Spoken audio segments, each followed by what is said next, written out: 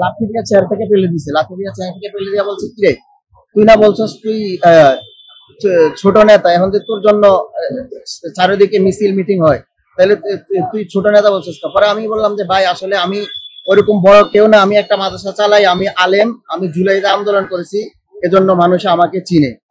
একথা বলে তারা আমাকে মারধর করলো, মারধর করে তারপর ওখান থেকে চলে গেল। যাওয়ার পরে এরপরে আবার কিছুক্ষণ পরে ওরা আসলো, এসে আমাকে আবার রুটি কলা খেতে দিল। রুটি কলা খাওয়ার পরে আমি তাদেরকে বললাম ভাই আমি ওয়াশরুমে যাবো, ওয়াশরুম ব্যবহার করে আসলাম। আসার পরে বেশিরভাগ সময় আমার ওখানে মানে আমি জ্ঞান ছিল না, তারা কি করছে না করছে আমি বলতে পারবো না।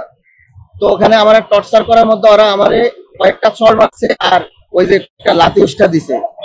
আমি ওইভাবে আর কিছু মানে টর্চার তখন অনুভব করি নাই।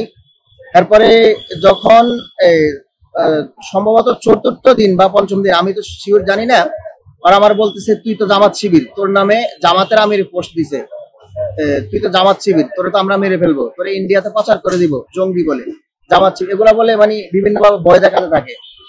তারপর ওখানে হাসনাত আব্দুল্লাহ পোস্ট দিছে তোরে নিয়ে বিভিন্ন ধরনের পোস্ট দেয়, তুই তো অনেক বড় না, তুই জামাত শিবির, এগুলা বলে ভয় দেখায়, মেরে ফেলবে বা ইয়ে করবে। পরে এগুলা বলে তারা আমাকে আর কিছু করে না, আবার চোখ বেঁধে চলে যায়। যাওয়ার পরে প্রায় 2-3 ঘন্টা পরে আসে, এসে আমাকে বলতেছে একটা রুটি দিছিল, ওই রুটিটা খা। তখন আমি বলছি ভাই আপনারা তো আমাকে মেরে ফেলবেন, আমি আর খাবো না কিছু, মানে আমি তাদের সাথে জিদ ধরছিলাম। পরে আমাকে যদি না খাস তাহলে তোরে মেরে ফেলবো। তখন আমি রুটিটা খাওয়ার পরে আমি আর কিছু বলতে পারবো না।